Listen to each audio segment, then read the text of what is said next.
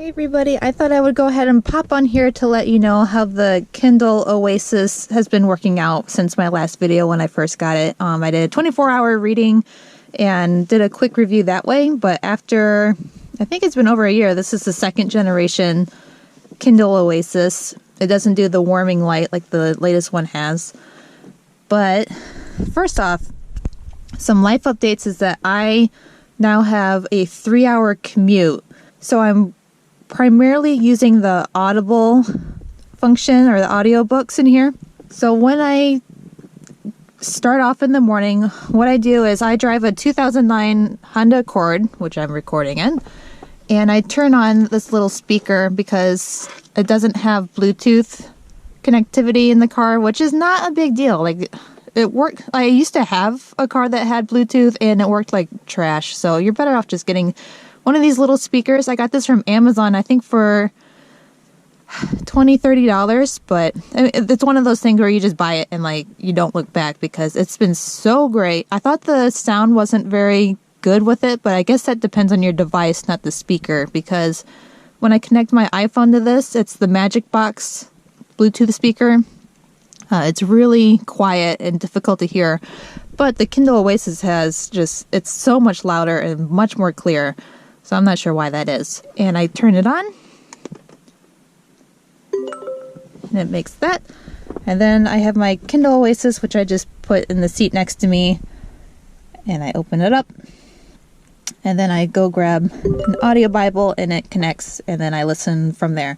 So with my 3-hour commute, I can get a little over 2 trips there and back. And I'll say that when I was first reading this and I only got about like 6.5 hours of reading, even with all the features that I messed with, it was more about when you buy a book and you download it, there's a lot of indexing that goes on in the background, so it has more searchable functionality. That's really what drains my battery. So I used to queue up my Kindle in the morning, download a book or get a new audio file, and then hit the road. And I would be absolutely dying by the second day, and I'd have to charge it. I was getting really frustrated with it. But really, if I do that the night before, leave it charged, it does all its indexing, so it gets that out of the way, then it works out a lot better. I can get that third day out of my Kindle. So it's probably like 8 to 10 hours that I can listen to.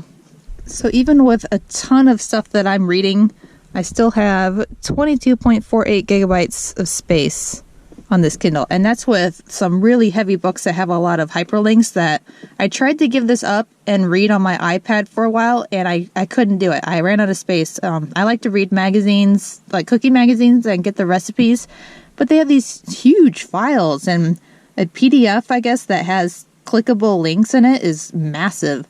So I put that on here instead, and it works up a lot better, and it uses up less space. So I still have plenty of space from when I started, despite using this every day nonstop. I'm just about to cave on the advertisements though. I thought it wasn't gonna bother me because even if you pay the $20 to have the ads removed, it just puts a photo there of like some Kindle stock pictures. But it just, like, what they're advertising does not match what I'm reading whatsoever. Like, they'll put like romance novels up that I'm not interested in and I don't read, and it's just like, I'll be cruising down the road, and after a few minutes the audio book the device will go to sleep, and then I've got this like shirtless guy just sitting there next to me, and that's not for me. So I don't know if they're just doing that to like make it so annoying that they'll get the $20 out of me, or if their algorithm is just off compared to what I'm reading, and they think that that's what I'm, genuinely interested in for some reason. I think there's a lot of people reading science books that must have like a little guilty pleasure on the side, and they think I'm in that demographic too. So as far as charging devices, I pick my battles and I keep the speaker charged at all times, and then I charge this at night.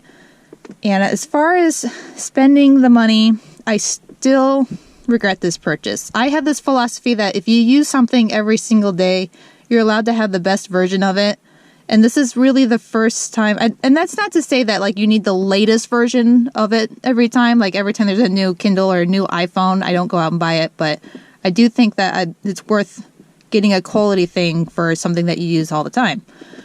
However, that's always worked for me until this device. Like I still regret the $300 I put down, even though I've used it every day, because I really want the text-to-speech option. And then not having a headphone jack has really been inconvenient because this will be sitting on my nightstand, and I just feel like listening to this book for a little bit, but I'm not near a Bluetooth speaker. I don't have Bluetooth headphones because I have enough things to charge, and that's just like something like I haven't been able to give in and get for myself. I had a pair, they died, and I haven't replaced them. So it's a good reading experience, and I still enjoy reading on this Kindle, but it hasn't really panned out to be a nice purchase. The case, on the other hand, was like $35 or $40, and that's held up so well for how much I tossed this around.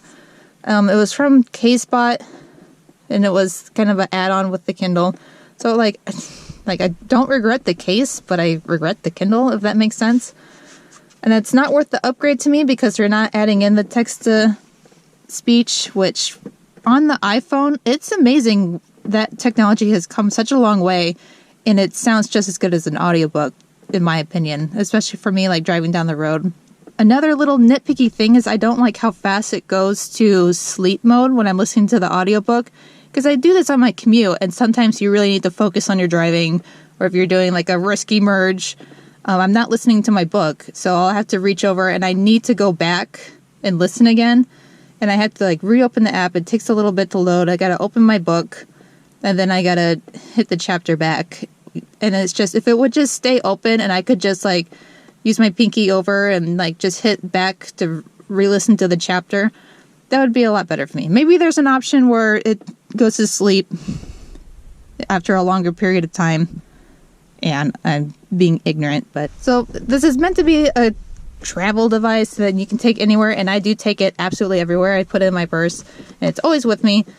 This USB is different from like Android devices and from iPhone.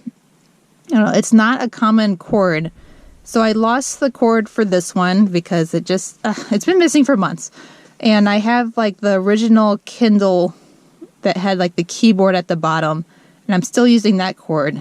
So between that one, the Paperwhite, and this, I've got one cord that has to charge all three, and it doesn't charge well. Like it has to be completely evened out, like sitting just right to keep that connection and keep it charged. There's been a few days where I think I'm charging it overnight, and then I find out that the cord wasn't completely flush with what it needs to connect with, and then it's dead.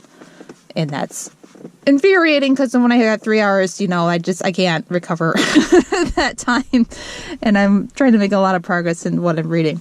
Hopefully you found this video helpful. If you have any questions, you can go ahead and leave them down below, because there's people that know a lot more about this than I do, and actually the people that respond to questions in the video are way more helpful than I am. So even if like, you know, I'm not a very, I shouldn't come off as a very knowledgeable person about technology, but if you leave those questions on someone, I'll try my best to answer them, and if not, someone else will answer them that knows a lot better than I do. So, okay. All right. You guys have a great day. Bye.